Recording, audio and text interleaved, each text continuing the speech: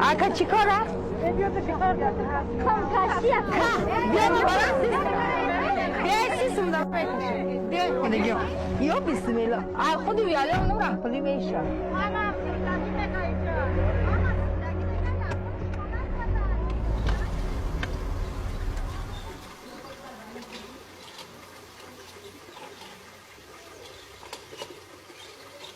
ما گلابی زیاده.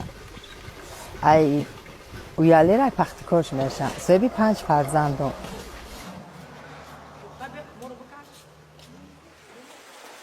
مثال 360 معلمین میگیرم نمیتونم رساندم مثال پاپشونده بگیرم اشکام میمونه اشکام بگیرم پاپش میمونه ها دو تاش مکتب نمیره دیگهش میره مثال مکتب نه مردی کار کردم زیار میسترم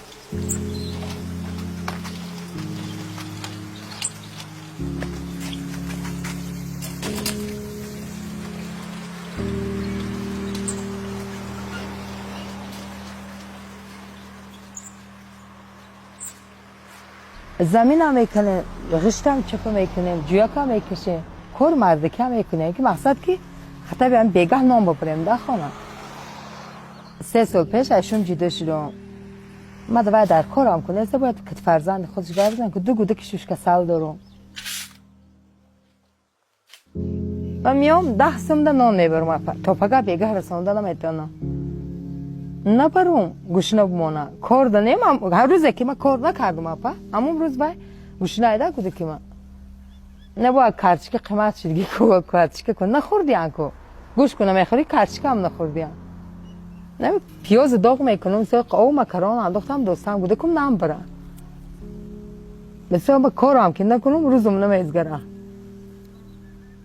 میان خانه مردم ده مثلا با میان یخلشی یا شگ میبره میگه ما مجبوریم کار مردکی ده بریم زنکی ده نمیتونیم چی نمیشه نباید نمیرسه